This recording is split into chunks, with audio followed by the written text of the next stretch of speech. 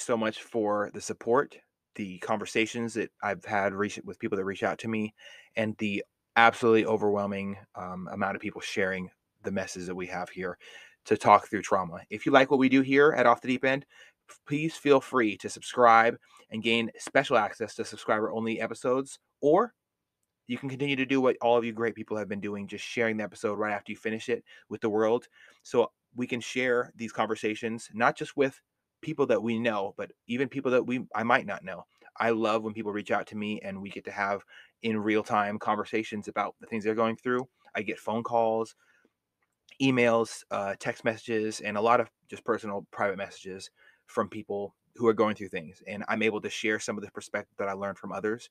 And slowly we can work towards the end goal of stopping at least one person a day from ending their own life, thinking that they can't talk to other people about their problems. Talking through trauma is the goal here at our program here. And I really do appreciate everybody's endless support and all the different conversations we've had so far. So if you like what we're doing here and you'd love to support us, please do subscribe.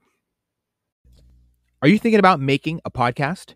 Spotify has a platform that lets you make one, and if I can figure it out, you definitely can too. You can create your own content all in one place for free with zero hangups and even earn money as soon as you get started. Spotify lets you record and edit episodes from your phone or computer so you can go mobile, just like I enjoy to do. My favorite thing about it is that you can create video episodes if you wish and upload them to wherever podcasts are heard. You can even set up subscriptions, or if you're like me, listener support options for listeners to help you grow.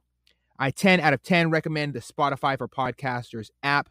Or, why don't you just step over to www.spotify.com/podcasters to get started on your own podcast. Hello, everybody. Welcome back to the Off the Deep End podcast. This is the first episode of This Is Me, the series, not the movie. I'm super excited because I'm joined all the way from Las Vegas, the beautiful city of sins and sacrilege. So I'm so thankful to have you join us, Jonnie. Thank you so much, man. You're welcome, Eddie. It's good to see you. It's good to be here, buddy. And I'm glad. Here with my super sexy co-host, my beautiful wife, Rhiannon. So no better co-host. No better co-host. It's like a family reunion here, honestly. All right. Well, I think it's only right that we get straight into it. I just want to start with a little bit of your background. So tell me about growing up. So, unfortunately, I had a good childhood. So, I didn't have the greatest childhood. My mom was an addict. So at about 9 years old, I got to move with my grandpa. She gave up custody for a while for me, and she was trying to, kind of change her life. And being an only child from that, I had to learn how to live with two aunts that were like 2 and 4 years older than me. So I'm from being an only child to I have 2 siblings. Problems. That's it. You're telling me. But, I'm really grateful though, because my grandpa is my father figure in my life. My mom's a single mom, and she had a lot of traumas and stuff in her childhood and her early life. And she had me at 19 years old, or 2 days before she turned 19. So she was kind of a child raising a child. So, and so I grew up, I got the luxury of growing up in 2 different homes. I had my grandpa and my mom. And there was a time my mom got custody of me back. She never we didn't go through the courts and stuff. She just gave my grandpa custody of me. And she took me out of Olympia and they moved me up to Edmonds. And that probably was a great saving grace. But, I learned a terrible skill as a child, and that was manipulation. So as I grew up and as I went into high school, middle school and high school, I learned how to manipulate my mom. And every time that she had a setback, instead of being there to get her through the setback, I'd use the setback against her. Right. Was that because you were frustrated with her? You were hurt? Did you use it as a form of revenge or something? So I'd not just use it as a range of revenge. I'd always be upset with her when there was that setback or relapse, or when she'd go back into active addiction. But I learned really early on that if my mom said no, all I had to do was go talk to my grandpa next door and he'd say yes. I'm not going to lie, that's a skill for a child to know. You learned how to mom and pop really young. Mom I learned how and grandpop. So, and not just grandpa, but, he was remarried. So, when I did live with them, my step grandma was in the picture. And so I always would have two parents when I was with them. So I didn't have to deal, with like kids being like, where's your dad? You never had to I never had to answer those questions when grandpa would show up. And since my mom had me really young and I was so close to age to my two aunts, guess what? They all thought we were siblings anyway. Because one was only 2 years older than me. One was only 4 years older than me, so it acted like, we acted like this great blended family. Did you grow up super close to those two aunts? I did, they're still my best friends to this day. One of them lives in California. She is a vice president for an accounting firm.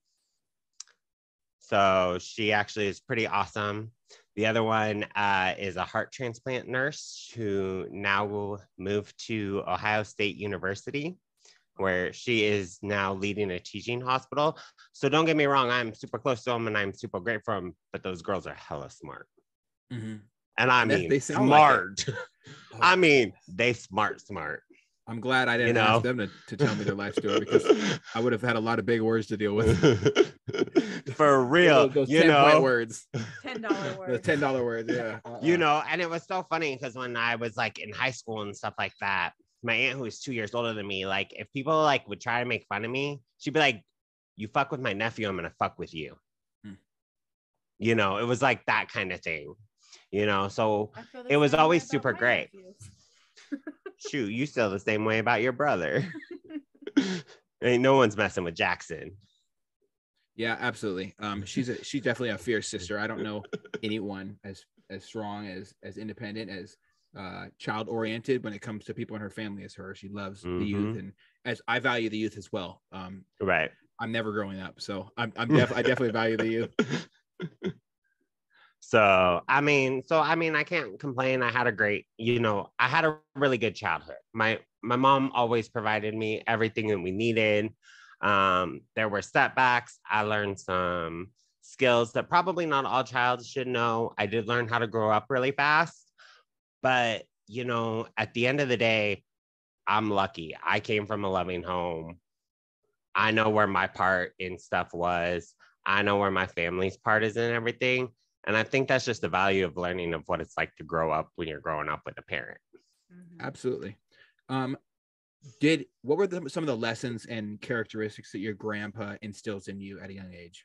So my grandpa like very much taught me about responsibility.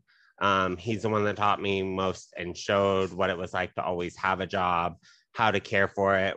What did that look like in school? But he also taught all of us kids, he taught us all how to shoot. We all shot our first gun with him. He taught us what gun was it? It was a 9mm Smith & Wesson. Ooh, very nice. That was my first gun that I purchased. It was a 9mm Smith & Wesson. That was my first gun too. So he taught us all how to shoot. He taught all of us how to change a tire, how to replace spark plugs. We all know how to do oil if we need to. Like, he taught us those basic life things. The last thing he ever wanted was for one of his children or myself or even his additional grandchildren that we also have blended with the family. He never wanted us to ever feel like that if something happened and we got stranded, that we were helpless. He didn't believe in that. Yeah, so no victims allowed. He didn't believe in that. So, he taught us how to value each other, yard work, housework. I restored a car with that man. Like, we restored a 1967 hardtop Fiat together just because we could. Just because we could. I definitely didn't do any of that. You said spark plug. I'm like, wait, whoa, slow it on down. But those are the type of things that he valued. And I mean, and he, to this day, he still teaches me, funny things. And, he's such an awesome, just an awesome role model of a dad, There were times, he has his shortfalls, but it's how do we get past those?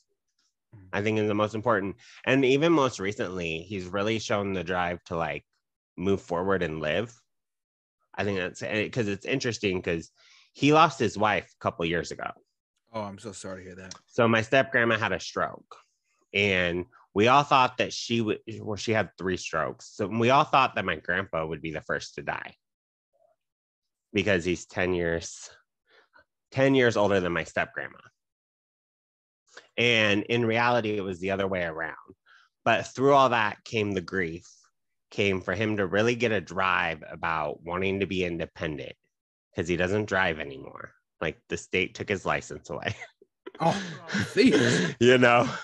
but he doesn't drive anymore. But what he does do is, he works on independence. He likes to try and have fun. He stays busy, so even now, like something shifted when his wife passed, where he really just was like, you know what, I want to be there and I want to take care of myself. Don't get me wrong, we wish it happened sooner, but he still tries to teach the family that you don't give up. I love that. Never giving up is one of the best things you can learn.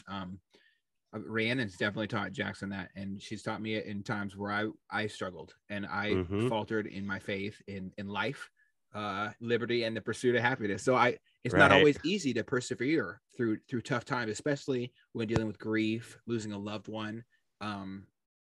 It's no secret that I spent a lot of time dealing with people's issues and people's problems because I believe I'm a fixer. I'm not a sit on the sideline and be me too, right? I'm not like, a feeling I want to haver. fix it.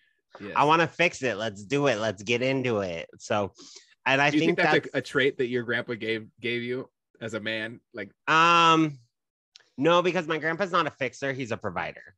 Oh. So he always taught us how to provide and how to be there. And so I really think he did value that providing aspect into my life.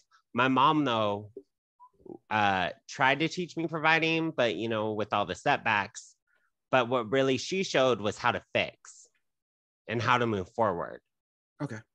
So I think because of the fact that my mom and I had to grow up at certain times together, I think I really got that fixing attitude from my mom.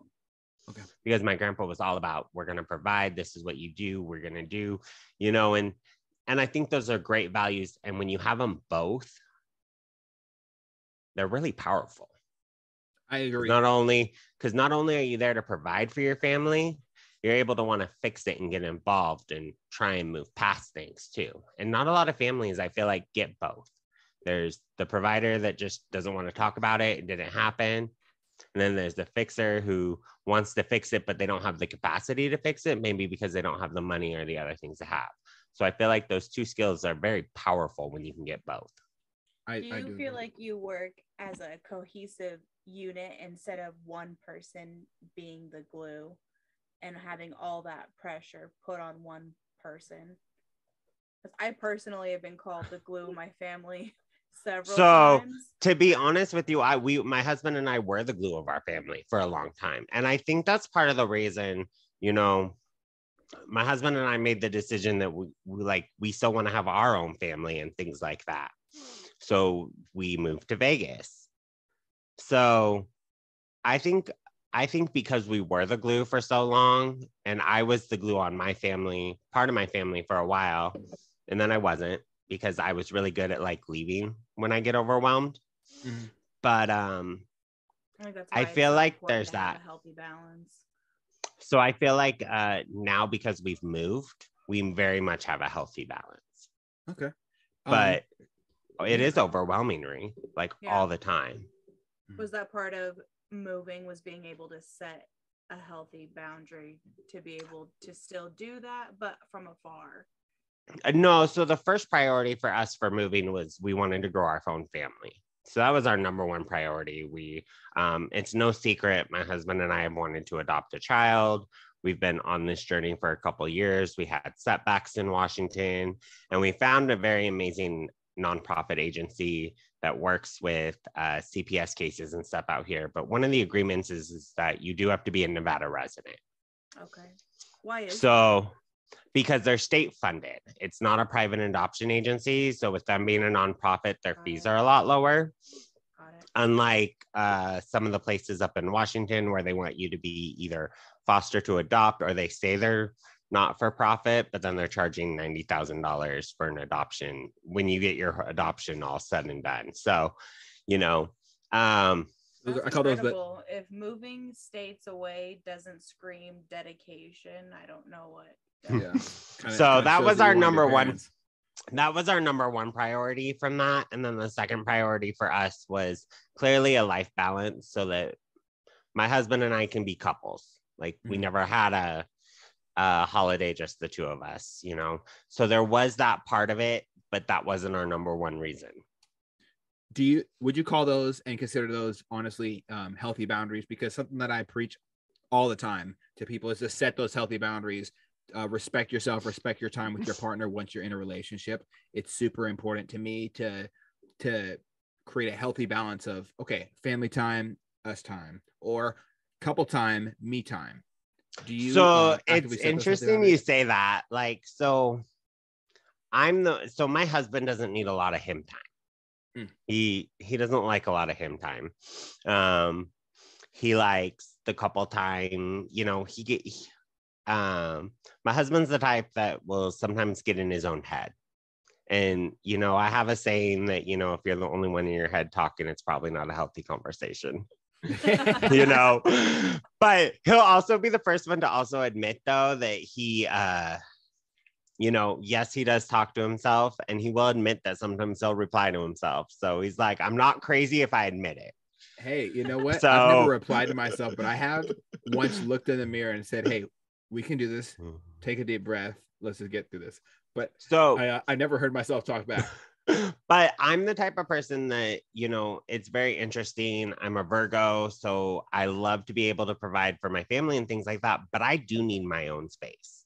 I do need a chance to be able to like chill out, sleep.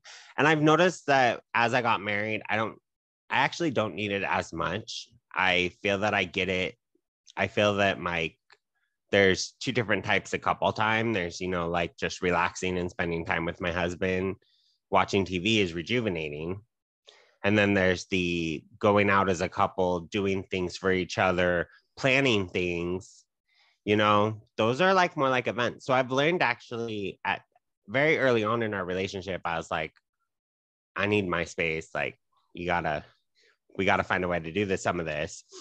To now that I still need my space. Like I work from home now. He doesn't need to be here. Great. But now we found this like beautiful balance where I don't need as much me time because I really cherish the us time. Do you think distance make the heart grow fonder? In that sense right there? So do I think distance make the heart grow fonder? I think that really depends on the type of person. So for my husband and I, you know, there was a time that he like was unemployed due to COVID and it really sucked. He was home all the time. He was going stir crazy. I'd go to work and I'd come back from work. I feel like there's that distance in regard to if your mindset is distant to rejuvenate and care for yourself, yes, it makes the heart grow fonder. But if you're the distant type where you want to be going around and talking to other side pieces and talking to other people like that, then you're clearly not the type that needs distance because clearly there's no trust. But before there can be get out of a relationship altogether. For real. You suck. But before you can have distance though, you have to have a foundation. Do not try and put distance in there in any type of form without having a solid foundation. Because if it's not solid, it's going to crack. And when it cracks, you have the cheating, the lying, the stealing, the manipulation. Mm-hmm. My relationship doesn't have that. My marriage doesn't have it. I told him from the get-go, when we get married and I take your last name, I'm like, you're stuck with me. Like, this is an all or nothing thing. I'm not changing my last name for anyone else. Absolutely. And I think it's important to set those not those healthy boundaries, but those requirements in the relationship that, hey, this is what I need. This is what I need from you. This is what I expect of you. This is what do you expect of me? having the conversation, establishing the walls and the foundation of the household of your marriage is super important. So when it comes, and you're right, Eddie, I do think like healthy boundaries are super important, where you do need to know like what I need from each other. But it also, I think what you also need to understand is that as the marriage and relationship goes stronger, those boundaries of what you need change over time. Mm-hmm. So what I needed when I first got married, mind you, when we first got together and we got an apartment, we were in a 525 square foot apartment, just the two of us, you know, and what I need now are completely different. Mm-hmm. You know, so my needs now, I can sit back and read a book once every 2-3 months and just chill. When back then, once a week, I'd want to be like, can I watch my shows? Because we wouldn't sometimes agree on shows. I see. You know, so you notice is that the longer you're with someone and as you've developed a relationship, those things are going to change over time. Definitely. I think that's part of marriage that not a lot of people talk about too, is being able to conform to change. You're going to change, they're going to change. Everyone needs to be susceptible to change. Oh, totally. I remember when I like first brought up shooting with my husband, and it took a year for him to finally be like, all right, let's go shooting with Eddie. Mm-hmm. Yeah. And it took him like a year. And then now it's like it's his favorite activity.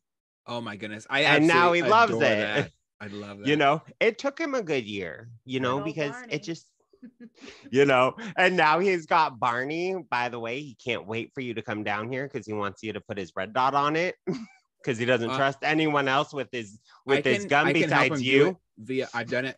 I've helped somebody do it via a video before. So it won't. I'm just letting you know he doesn't trust anyone with his gun besides you, and like he doesn't want any outsider ruining Barney. Well, hold on, let me go catch a flight. Shit. I love that. I love the bond we have created over firearms and being responsible firearm owners. The steps you took to make sure that you're never going to have a gun-related incident in your home, which I'm sure we're going to get into a little bit later. Can you tell me a little bit about when you found out that you were into men, honestly? Because I say this as carefully as possible. Mm-hmm. I'm not into men. So obviously I'm not an expert on this. And so I'm just going to ask so I can get clarity. And what led into this? Was it your family, oh, you got a little girlfriend, and you said, no, it ain't for me, sis? Like, what was it that really drove you? So it was really weird for me, actually, because all the way up until my junior year of high school, I dated girls. I dated girls after, like, I did date girls, and I would like, but I think also when that comes to the age, you know, there's going to be that time. There's always that puberty time where you're trying to figure things out. And mind you, it was 2004 when I was a sophomore, junior in high school, you know, and in high school, you know, we're all exploring porn no matter what. Like, and if you're not, don't lie about, like, we all know it. But that was also AOL time. So I also knew there was something different about me. So I had to we had AOL, we had the AOL chats, you know, and in 2004, there weren't really gay role models. My family doesn't have any of them. Mm-hmm. Like, but I knew I was different. I hated sports. I tried them all. I tried baseball, soccer, basketball, track, wrestling. The only sport I liked was swimming. Couldn't figure out, you know, and I started at my sophomore year.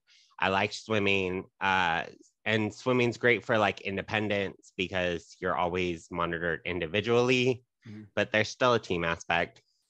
But my junior year, I finally was like, I went through choir. I went through elementary school in choir, middle school in choir, freshman year. I was like, no, I'm not going to do choir.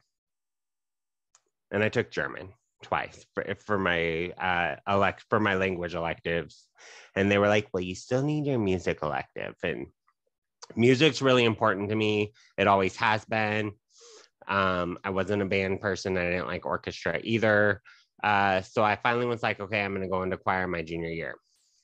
The thing is that at that point or another, I knew I kind of liked guys, but at the time I still was really confused because I like girls. Mm-hmm. But it was really hard for me because my favorite singers in 2004 were Pink. Pink is awesome. And don't get me wrong, like, you know, I was a big Pink fan. I hated Britney Spears. I loved Christina Aguilera. You know, but I loved Christina Aguilera. So it's really weird. So I'm in this, like in high school, I'm in a male choir class and it's all guys. You know, they separate the males and the males and the females. And I think somewhere in January, and there's all these rumors, by the way, going around because people are like, is he gay? Because whatever, because the people, when I did date girls, they weren't in my school. They were at like Mount Lake Terrace and Meadowdale, and I was at Edmondswood Way. You know, and I'd meet them at church, things like that, you know. So it was never, you know, it's not like people had to be in my circle to know who my girlfriend was when I was dating girls. Was there a lot of negativity towards being gay at that point in your school? Yes and no. I don't think it got worse until my senior year, really.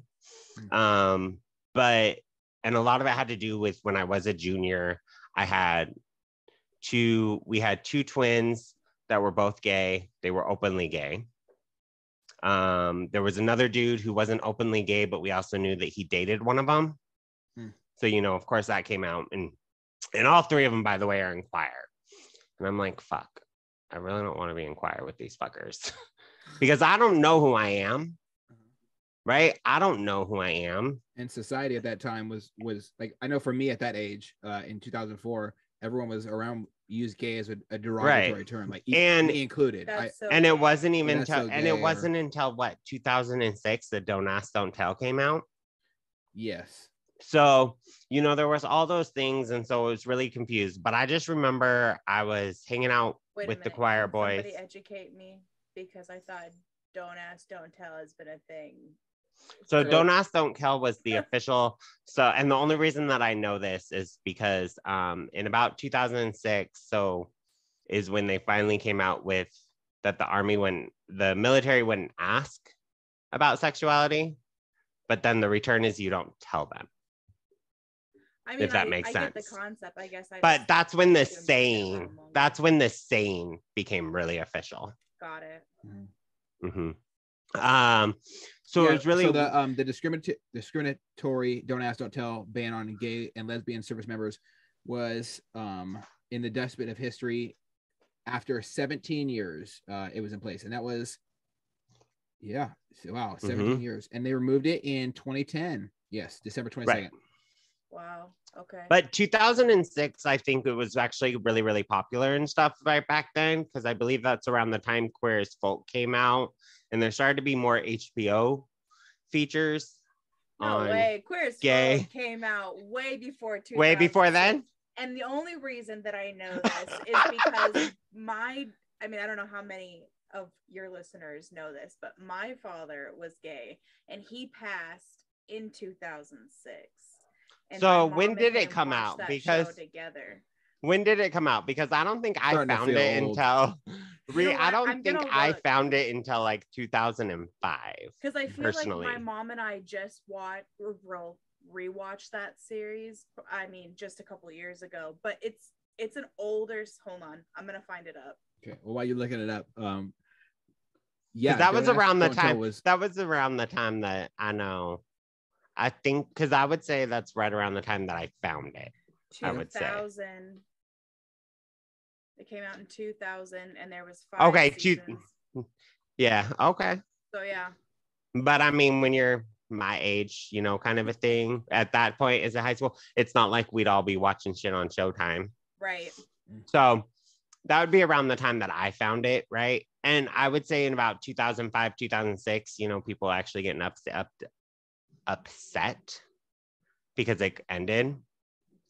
But back to where Eddie was going. I'm in choir with these guys, and my birthday was coming up, and a friend got Hillary Duff tickets, and he wanted to take me.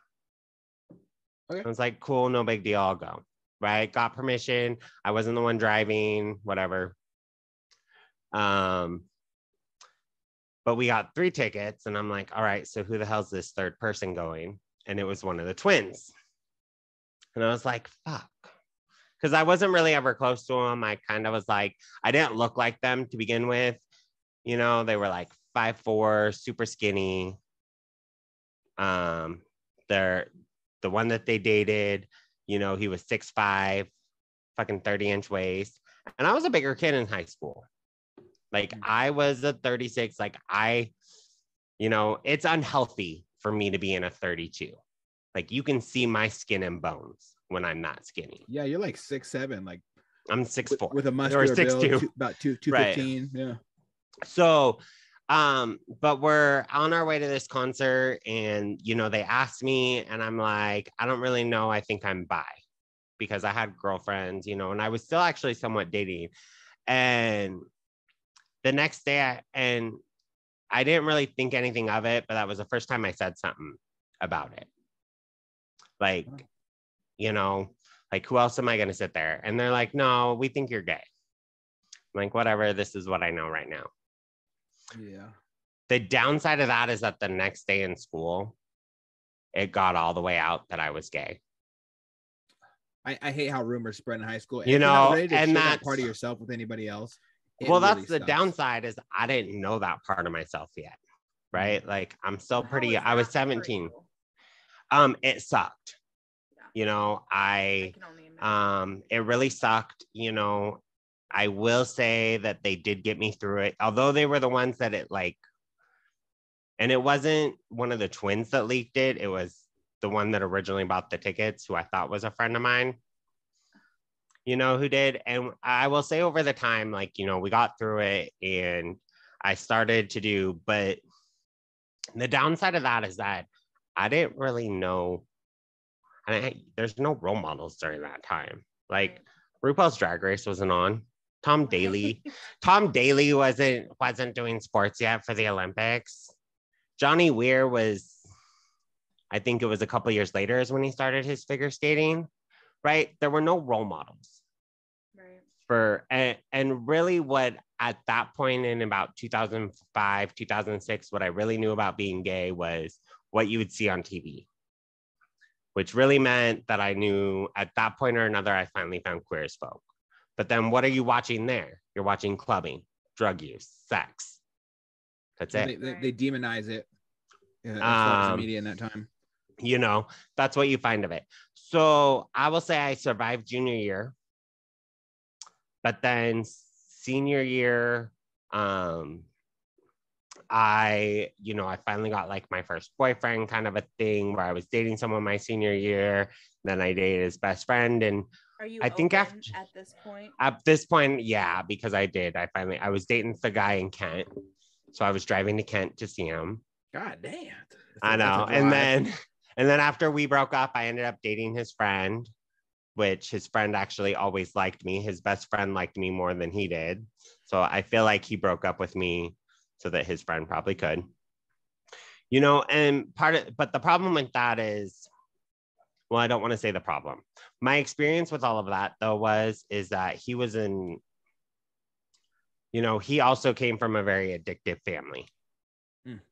So he was brought up where he actually graduated high school early. I dropped out my senior year. I chose not to finish. I stopped attending because I couldn't deal with it anymore. I finally started using methamphetamines because I didn't know how to cope. And I found it because of the guy that I was dating at the time. And he was raised in it.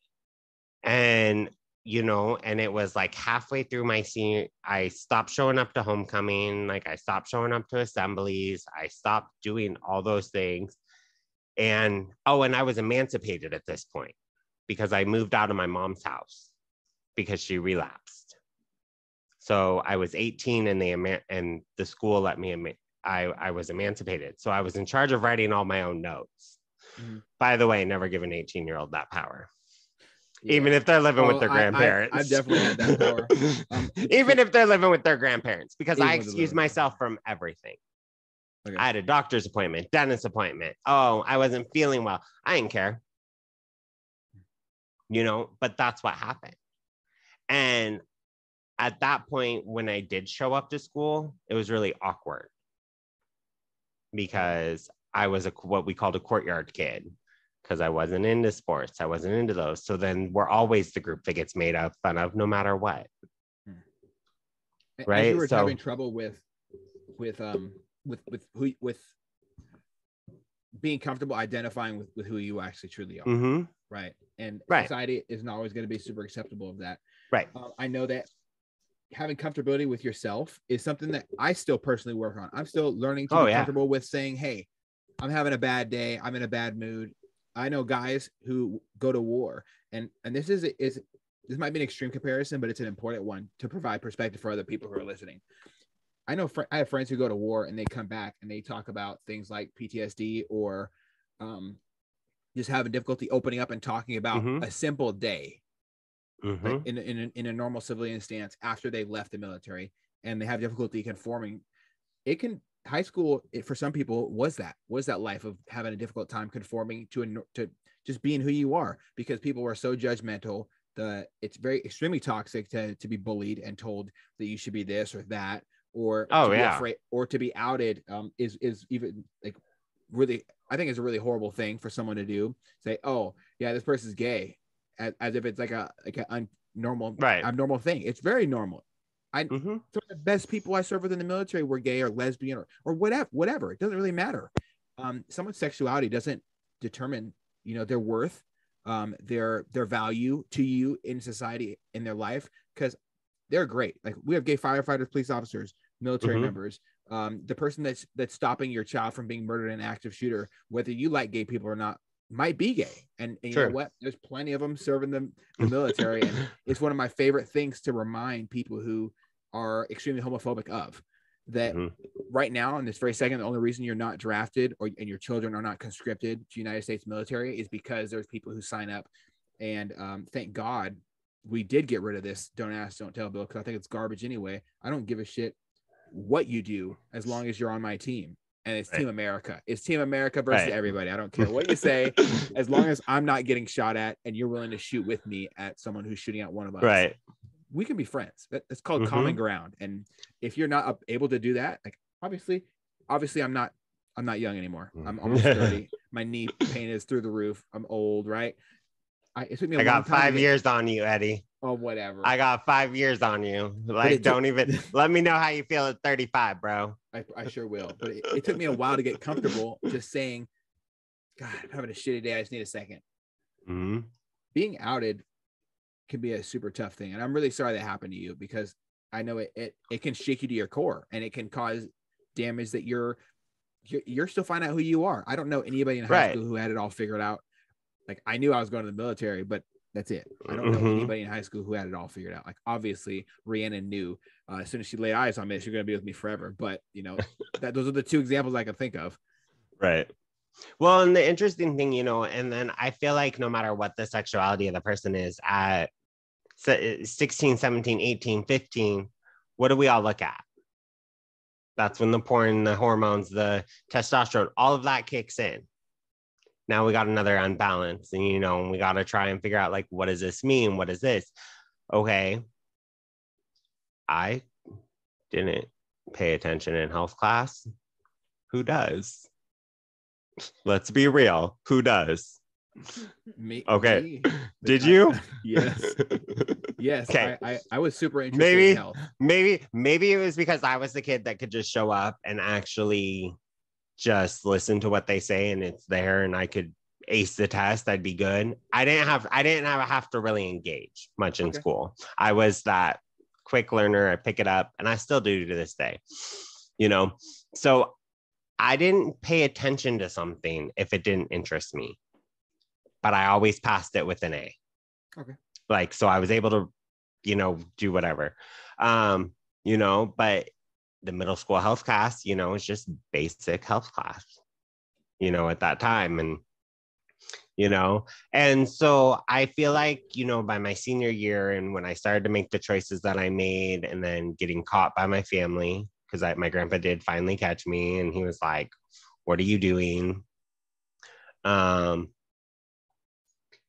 finally was like, I cut ties with Actually, I did not cut ties with the guy at the time.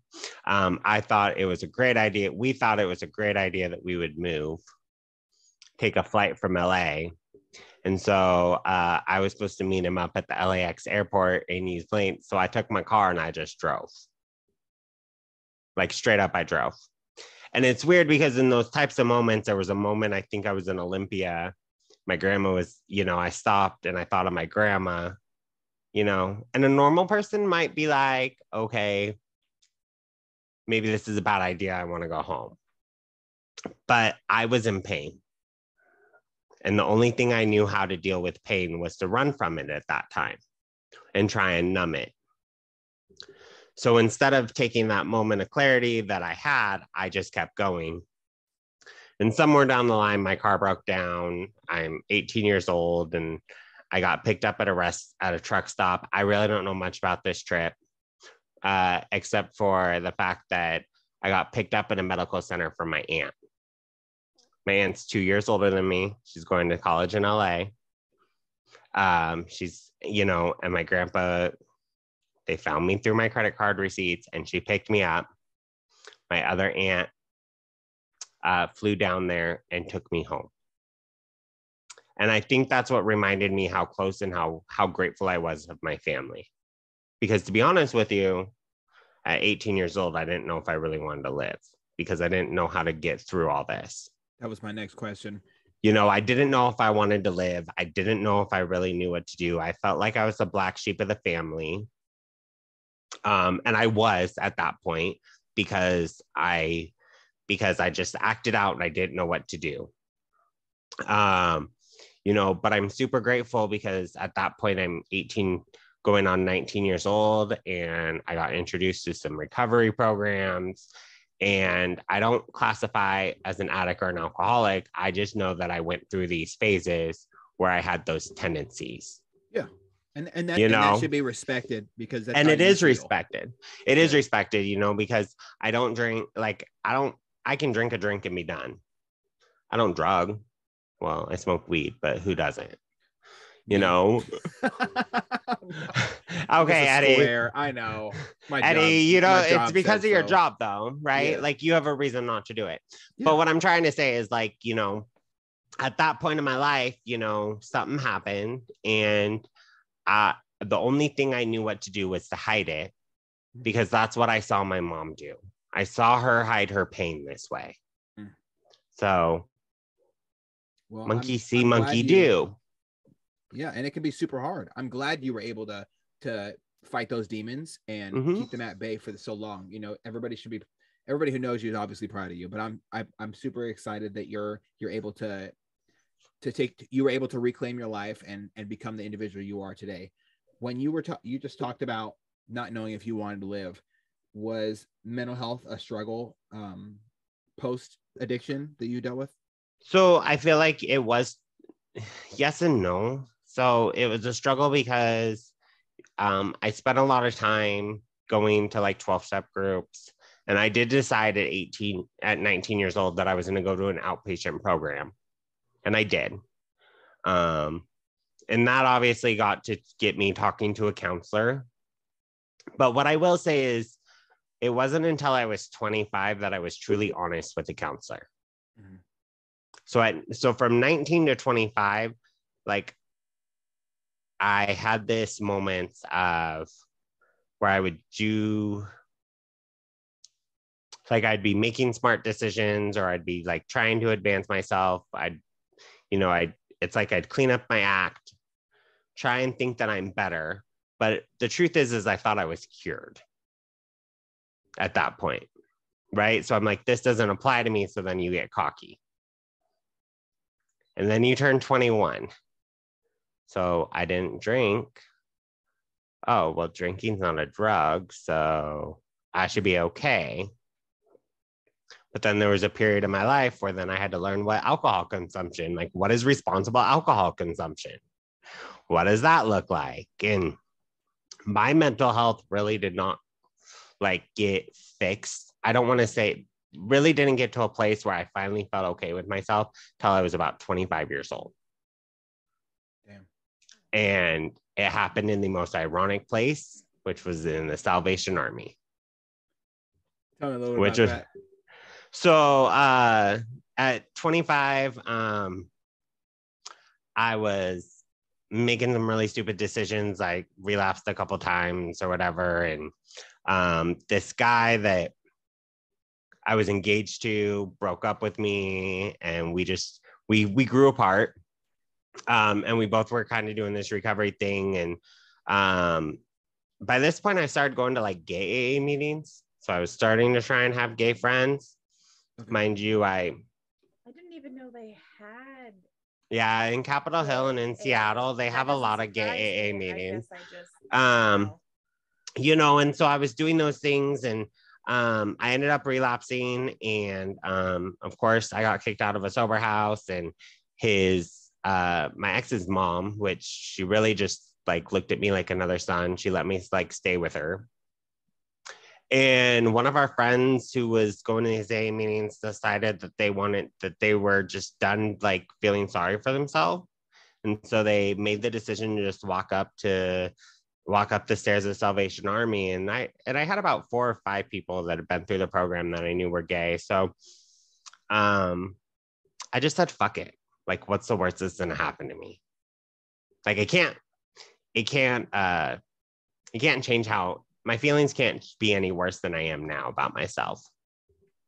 So it was like 2016 or something like that. But I walked up the stairs to the Salvation Army. And I had a counselor who was very biblical. And the first session, he said, you know, he just let me talk. In the second session, he goes, about halfway through, he goes, so when are we going to talk about the elephant in the room? And I'm like, what are you talking about? And he goes, I've let you talk for 2 full sessions, almost 2 full sessions, and you haven't once mentioned your sexuality. Why is it? He goes, like, why? Like, what are you ashamed of about yourself? And mind you, I've been to church, multiple different churches at this point. I went to a Presbyterian church, which was great. I went to another non-conventional church, which I'll remain. But during there, I would hear a lot of, you know, being gay is a sin, things like that. So I didn't have the best. Judging people and not allowing God to do it. But so I had a lot of problems. So I had a lot of problems wanting to be in this Salvation Army. Like, I wouldn't even look at the pastors in their eyes because of all these other actions before this. But I said, you know, and I literally said to him, like, what does that have to do with this? And he goes, it has everything to do with this. Because how are you going to learn to love yourself if you can't even admit who you are yet? Wow. And that's pretty powerful. It was probably the most powerful thing. And I really hated this guy, by the way. By session number 2, I hated him. Session number 1, I thought he was great because I was running the show. Session number 2, I hated this motherfucker. And I made sure to tell him at every single counseling session how much I hated him for 4.5 months. And at month 5, something clicked. Something started to change. And I started to really care for myself. And I really actually wanted to do well in things. And I wanted to advance, and I wanted to do those things. And, you know, that's the interesting part. Somewhere down the line, my life changed because I started to care for my mental health. But until probably right around the age of 25, I honestly didn't think I'd live to be 25. That was a goal of mine because, like, first off, like, the way everyone would talk back then, like, once you hit 25 in the gay world, they think you're 70. Mind you, like, at the time, like, it wasn't a very healthy community around people that I came in. So I had this weird, really, really poor mindset about how my life should look because I really didn't have any role models either. And that can be extremely stressful there's no book on who we're supposed to be or how we're supposed to be. People try to say this is like there are books like, and they use examples similar to the Bible of you need to be this model human being and do this and this. You get married and then have kids and work a job and then you live, birth children, and die. And there's no book on how that's really appropriate in my opinion, in my eyes. Not that I judge other people, but there's no book that's really appropriate to tell people who they need to be, how to do it. And the other side of that is a lot of us are left unguided, and being lost at sea is tough. You're right. And, and I was unguided for a really long time. I did not know. At 19 years old, I decided to go to the Art Institute of Seattle to be an interior designer. Why? Because I thought gay guys were supposed to do that. I hate to draw. I hate to draft. Okay. Then I'm like, okay, maybe I should just go get my business degree because my family says that's what I should do. I hate going to school after I went through high school. Mind you, I got my GED so that I can go to colleges. It wasn't until 26, 27 that I finally knew what I wanted in a degree. But probably my first $20,000 of financial aid, by the way, which is a whole different topic on why you allow an 18 to 20-year-old who doesn't know what they want take that type of loan, was all about education that I didn't even know if I wanted. Because I was lost. I didn't know what I wanted in life. I didn't know what I wanted. But I'm spending all this government money to supposedly better myself. But it's fine because it's a student loan, right? So debt is debt, people. Like, student loan eats people up. I got members of my family that are still paying, and they're like 60 years old. They're still paying. God damn! Like what was it worth it? Shit. And they end up doing a job with nothing related to the paperwork, and it makes me super sad because when you're 18, you don't even know who you are, let alone what you want to do for the rest of your life. Don't ship these kids off and make them take out huge loans. Like, give them a second to breathe. Right. No, totally. And I 100% agree with that. So absolutely.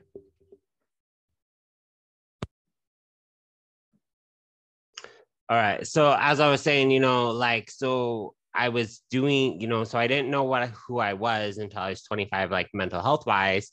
And at that point or another, I already built up a good amount of student loan debt with nothing to show for it. Shit. But I graduated the Salvation Army. I was actually able to hold my head up high for once. I was actually kind of proud of the person I was becoming, and I was proud of myself, and I was proud of for challenging my demons and the ways that I was ways that I let the wrong things influence me. So I left there and I got a job at a coffee shop, good old Tully's, and worked my way up to assistant manager in the downtown Seattle store until Tully's filed bankruptcy. Oh, I was wondering where they asked went. Right. And this was during the time that they filed chapter 10 bankruptcy. So they closed our store down. And, I got a job on the cruise line. And I got a job working for Holland America. And mind you, that's a great job. I got to be there for 5 years. And, because of that, I grew in relationships. I grew with myself, and I learned a love for travel.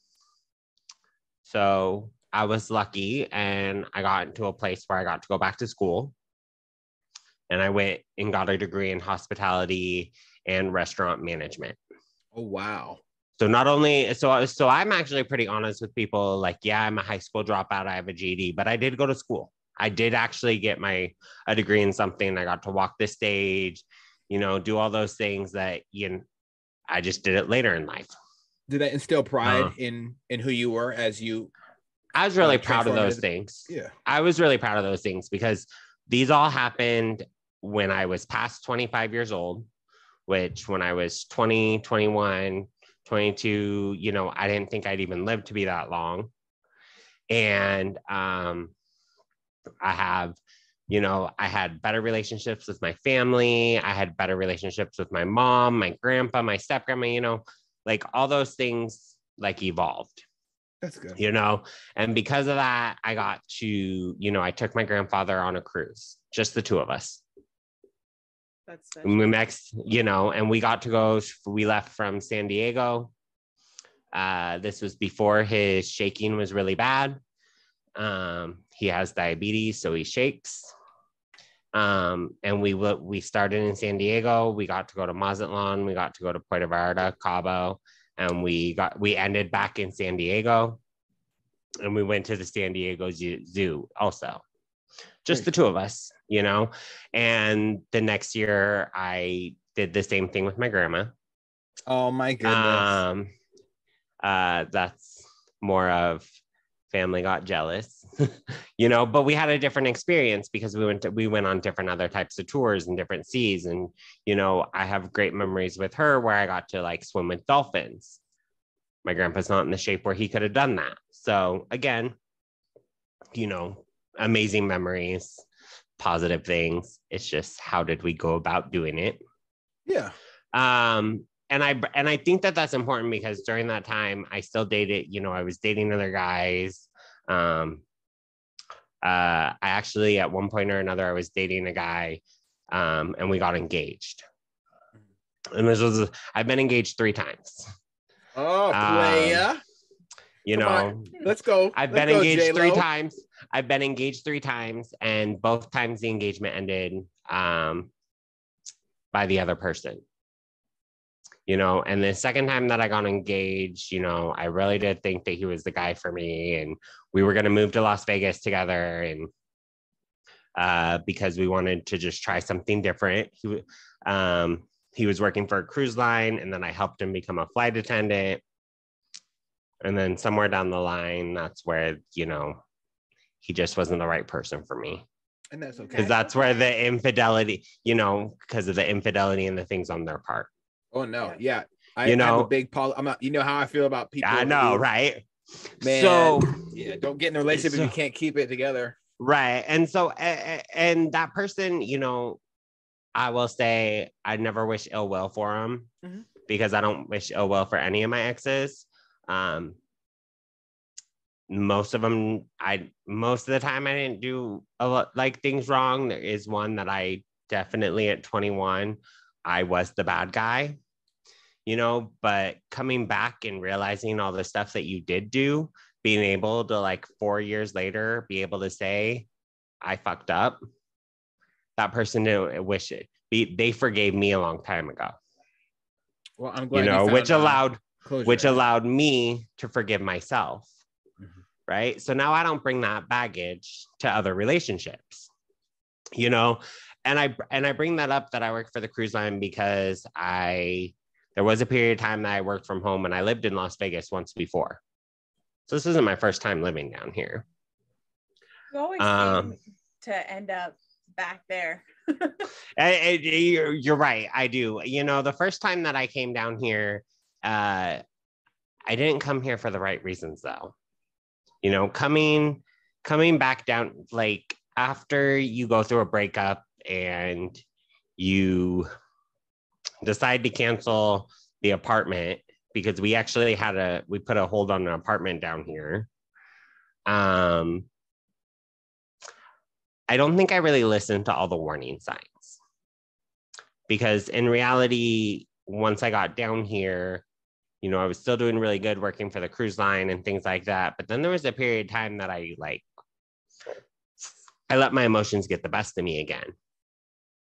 And one thing that you don't know, you know, if you don't know how to Vegas, excuse me, you know, it's Sin City for a reason. You know, don't get me wrong. We can gamble, we can have fun, we can do dancing in nightclubs. But there was a period of time that I'd be at the nightclub multiple times. Like, I knew when the free drink night were for residents. Like, and that's not healthy. Yeah. You know, and I had to go through and make some really, really stupid decisions.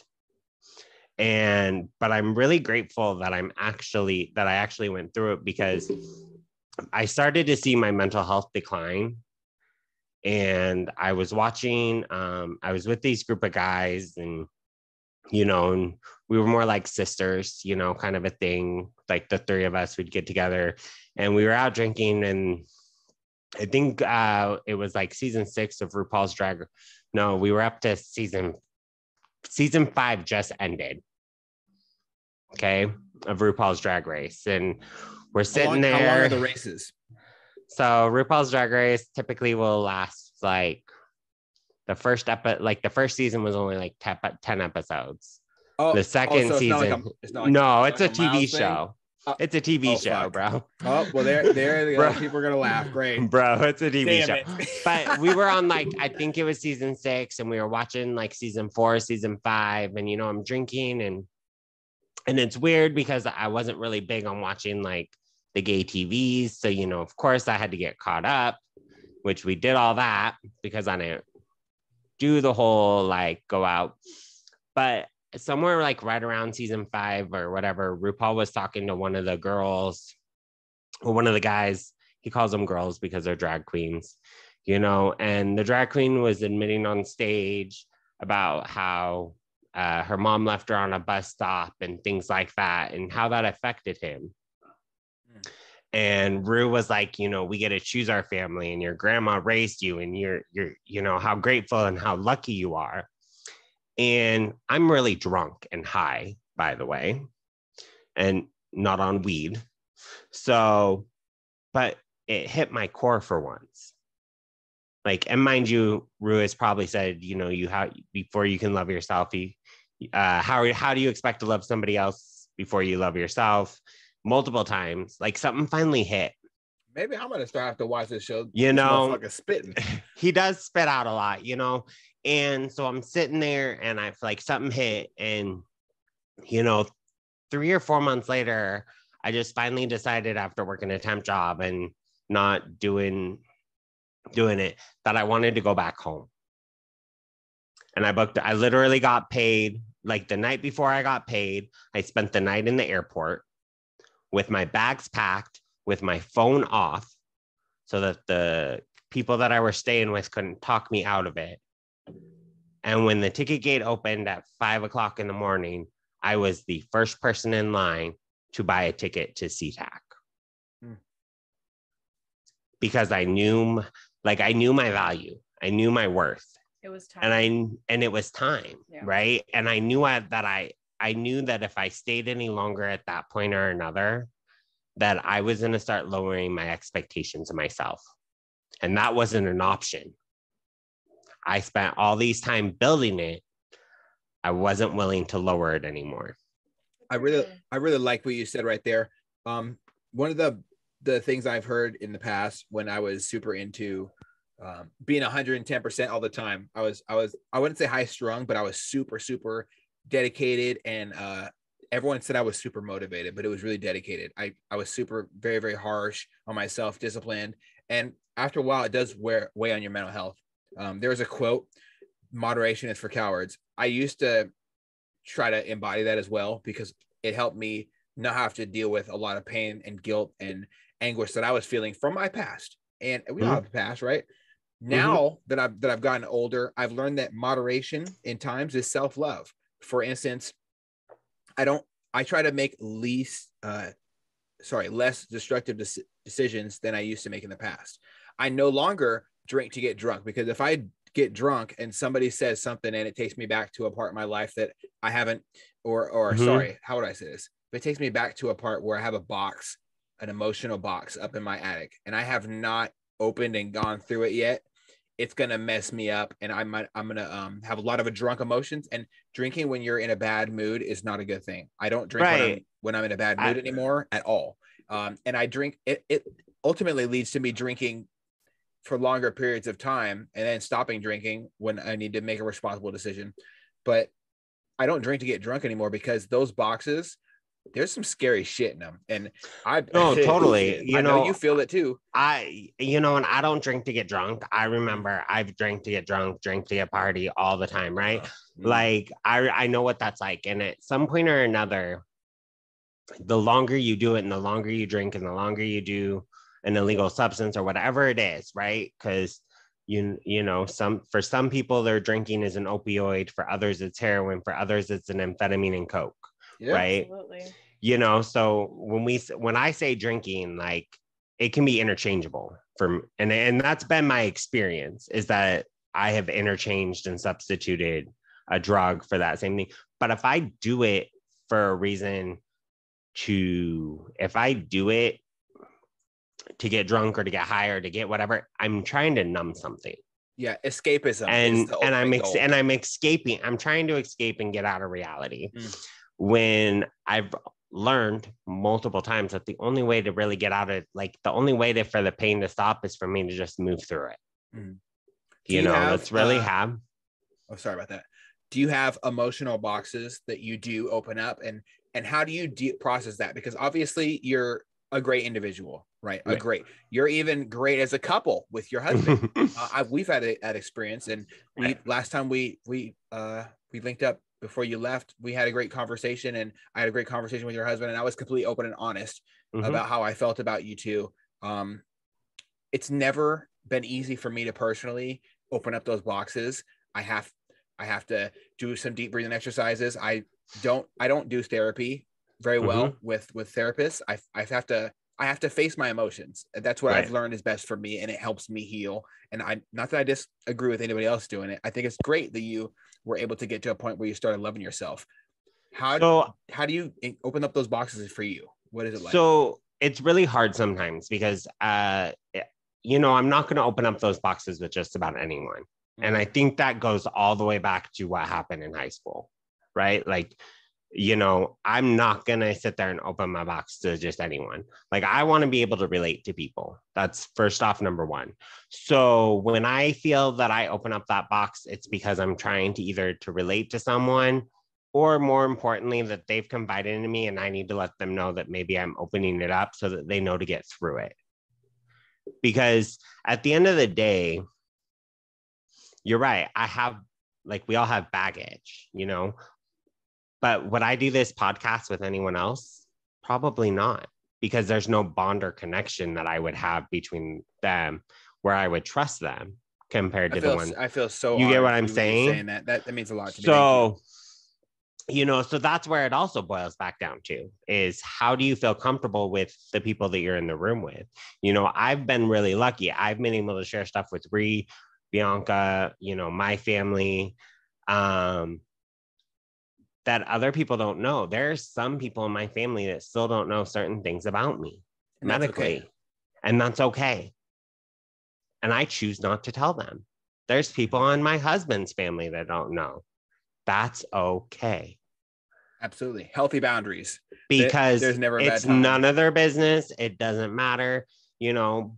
But there are other people that do know, maybe because they're going through and they're struggling with it, you know. But I had to learn to grow up. My mom had to learn how to deal with her son coming out and her son having a medical issue, you know. We had to go through these things. I had to learn to grow up and learn to trust. The first gay man I finally learned to trust was a doctor at 21 years old. And he became my specialist for 7 years. Wow. So between all the drinking and drugging and the relapse and not loving myself, he just stayed there and just walked me through it. Right. Wow. And I remember when I moved to Las Vegas and I finally had to leave his practice, they were like, you have grown up so much since you've come here. You used to be an ignorant, hard-headed kid. And I say kid because I just was barely turned 21. You know, and then I moved back. And then when I moved to Vegas, they're like, you know, that very first time, he's like, you're going to be okay. Like, I know you know how to do these things. I've taught you these tools. I've taught you these things, you know, and that was really important to me because there was a period of time I didn't want a gay doctor. It had to be a female because I didn't know how to trust men for a long time, period, you know? So those boxes over time, I had to learn very slowly. And I'm a great educational book learner, But in the in the educational life, I fuck up a lot. Let's be real. You know, I had to learn the same lesson a couple times because it wouldn't click. Or I thought I mastered the lesson, so it's not going to happen again. You know, and that's where, you know, but now by being able to open up those boxes with people, I now get to remember what it was like from the in the rough spot, which prevents me from most likely making the same mistake. Because I talk about it, it's not a skeleton in the closet. I don't hide from it. I just say this was my experience. I love that perspective. I would be a bold-faced liar and a really shitty person if I said that I wasn't terrified about a lot of things. I'm terrified about people that harm children. I'm terrified that one day I'm not going to be in the right place at the right time to protect my wife and help her and encourage her, be that voice in the back of her head that says, hey, make sure you bring your gun when you're going out in town, you know, or multiple things. So which leads me to my next question, because you did say the word tool, and there's a lot of tools in life we can have. A lot of them are mental tools. Some are emotional tools. I'm talking about a physical tool this time. What made you and your lovely husband start getting into firearms? Because everybody has their own journey to self-defense, and I love it. So I have had I had the privilege of growing up with a gun. Like, I got to shoot one with my grandpa. We always had it left in the safe. Even to this day, he still has a 22. You know, he says it's more for like in the event, because he lives by himself, that someone came into his house or an intruder. However, we all in the family know that we'd be terrified if he actually did shoot it, because he shakes. Hey, you know what? That's what those 30 round mags are for, baby. Anything stronger than a 22, I think we'd all be a little bit more nervous, right? But a 22, I'm pretty, he can still grip it really well. He can still handle it. I worked in a hardware store where I got to go shooting with a couple of my department guys, so I've always had an interest in it, like, to a point. And I think there was a point. My first thought of wanting to do it, I think, happened when I was working at Wyndham, actually. And there was just that at this point, I just moved back and there was the big shooting at the Mandalay Bay. Oh, yeah. And I think if I remember correctly, Ree, I think I'd been back maybe for like 2 months at that point. Maybe. Yeah. Maybe less, because I still had some ties with an ex that, although he was a jackass and abusive, there was that. I still don't want anything like I didn't want that person to die. So, right. I'm wondering, like, should I at least reach out to him to see if he's okay? But then there's, how do I do that without emotionally trying to let him like suck me back in?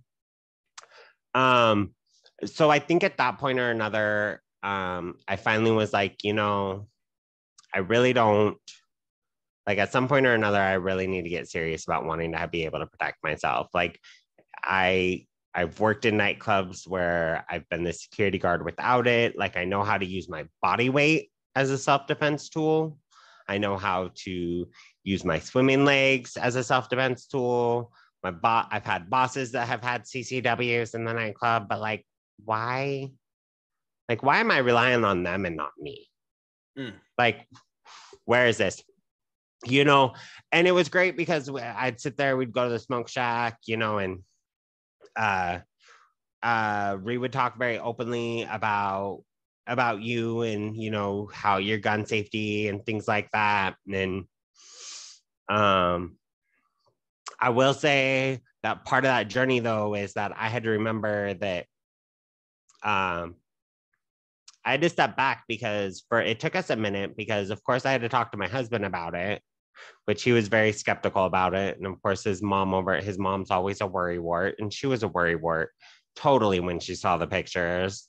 Like, she thought he was crazy. Because we went to the mountains with the two of you, and I'm like, and she's like, just blowing it all up as in we went with two strangers and we're like, we didn't go as strangers, calm down. You know, I think the only person I know who would ever go shooting with a stranger is probably me. Like, honestly, right? Honestly, I feel like a kid in the park. Do you want to hang out? Come to my house with me. Yeah, come shoot. Ridiculous. But it wasn't, you know, at some point or another, my husband finally had this open idea of like, you know, I really think maybe I should be open about it and give it a try. And you know, it took him time to get there and chilled. But when he got there, like he was like, you know, we went to your guys' house. We did the dry firing, you know, and we had all the fun there. And when we left there, the first thing out of his mouth was, "Dear God, I got to get up at 7. We got to leave at 7 a.m. Like, Eddie, you're crazy." It's just to get the good spots. The good spot, right? So there was that. I say that I don't say it lightly. The good spots are the ones where you can impose the most safety features. At the end of the day, right, we're on a mountain. You don't know who's up there. I've ran into people who are up there consuming alcohol and shooting, and you have to take steps to make sure that you're not near somebody like that. Right. No one can be the world police, but gun safety is for everybody. So staying as low to the ground as possible keeps me away from people who drive way up there for more concealment so they can do shitty things. I don't know who's doing drugs and operating a firearm, but I know that they don't mix. Right. And I will say, you know, that was always the interesting part because, you know, my husband's a heavy smoker, like weed smoker too. So, you know, there was that little bit of embarrassment. But the one thing I will say about that is how cool, you know, for him it was on that experience, because even through that, like if we look at those pictures and those videos, he is laughing, like he shedded a tear. We all saw the video and we got the picture where the tear was shot. I believe we got the actual like best picture of it. Oh, yeah. Like she was like she got their finger in motion and everything, like he can't hide it. You know, but with all that came, you know, for him, it came us looking into having fun and feeling comfortable and actually wanting to do it, because we left the mountain and he was like, you know what? I actually felt comfortable with wanting to have a gun in my house if someone comes in. I actually felt comfortable and would want these things. Like he wasn't scared of it. Yeah, you know, absolutely. It wasn't there. And then with that came, you know, our next thought was like, okay, well, it was COVID still. So then we're like, do we want to get our Washington CCW? You know, and that's where I will say, or no, we bought our 9mm. I bought his 9mm for his birthday last year. We are still in Washington. Best gift ever. You know, we got his gun, and he calls it Barney. I love it. It's purple as fuck. Because his is purple, mine's crimson. And I love my Sky One. It shoots real pretty and good. And just I think yesterday he said, I really want to go shooting. Like, so have you guys been shooting since you've moved? Yeah, we've been to a couple indoor ranges, and we've also done our CCW class down here. Awesome. I'm so very excited for that. That's awesome. We actually did our CCW class. The only thing that we are waiting on, because if we register, so our class is good. Our certificate of completion is good for a year down here. We are waiting for our Nevada permanent license to come in, so that it will be registered to our proper address instead of it being registered to Washington. That was my next question, was how difficult was it to move with your firearms and the... It was actually really easy, because what we did is we kept it in the lockbox. So we keep our firearms. So as of right now, our firearm is in a safe spot in the house. One of them has Dylan's right now has the plastic lock on it though. Mine does not, because I typically am home alone by myself. Yeah, a lot more than he is. Important. Slide that thing to the side and get after it. Mine does. I do make sure that mine is available because I work from home. But we have been shooting, but moving was really easy because we just leave it unloaded. I took both magazines out, left it unloaded. And I just had the safety lock. Register it when you No. Oh. I didn't have to register at all. In Texas, I can show up there. I can buy a gun, go through the background process and everything, and I can just gift her. I can gift you one. Yeah, and Texas. Texas and is really that's the beautiful thing. We are an open carry state still, so Nevada is an open carry. So it is. So we see cowboys. You know, we see it all the time. I see people in the grocery store, things like that. You know, carrying the gun like right on the side. Yeah. So you know, it doesn't bother me. Like I could wear mine out if I wanted to. Sometimes I do, sometimes I don't. Depends on where we're going. What's the attitude about guns when you go out and about? Is it just a normalcy or? So very much a normalcy. Okay. So I will say that the only places that sometimes get iffy are the casinos, but it's really interesting because the casinos, the Nevada law says that you can take it into a casino. What? So you can take it. So it's really about like, they get iffy about it depending on how you are acting about it. You know, if you're trying to be like, oh, look at me and try and be show off, the casino, like the security guards are going to say something.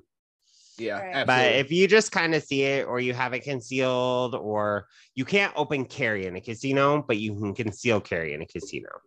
Yeah. Casinos and establishments in general, they still reserve the right to like kick you out or remove you. They can, but to be honest with you, they have a right to refuse service and kick you out. It just depends on what you're for any reason, for whatever reason, right? So it really just boils down to what are you doing, right? Like if you're concealed carrying, like if I'm in a concealed carry in a casino, I'm not going to be freaking showing it off. It's in my pants. I'm there. I'm gambling, whatever.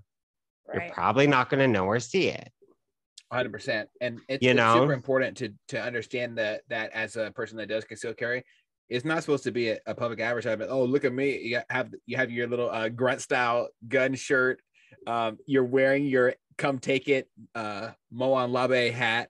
And then it could be if you want to be a concealed carrier, it's for your own benefit, because if people know you have a gun, you're a target to people who want to harm random individuals, because you're now an obstacle.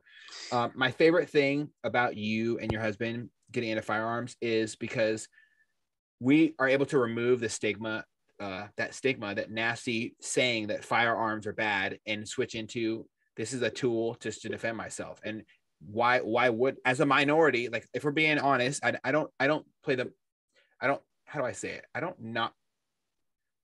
play the minority card with my fingers, doing the bunny ears or whatever, right? But so people get hunted down because of their differences. Right. So the very clear thing is, society has a way of putting us all in a box. Let's be real. For real. Like, let's be real. It doesn't matter if it's a derogatory term, by how we look, our sex life, whatever it is, you have this way of this is what it's supposed to be or what you are. It goes back to just associating that all African Americans are thugs, all gays are faggots, all of this is this, trans people are this. Trust me, I don't know a lot about trans, so I'm sorry. Do I try to learn about it to understand with people? Yes, because again, they're still a person. But we all have this thing about they want to put us all in a box. And at the end of the day, that's not who we are. We all don't fit in one thing. Yes.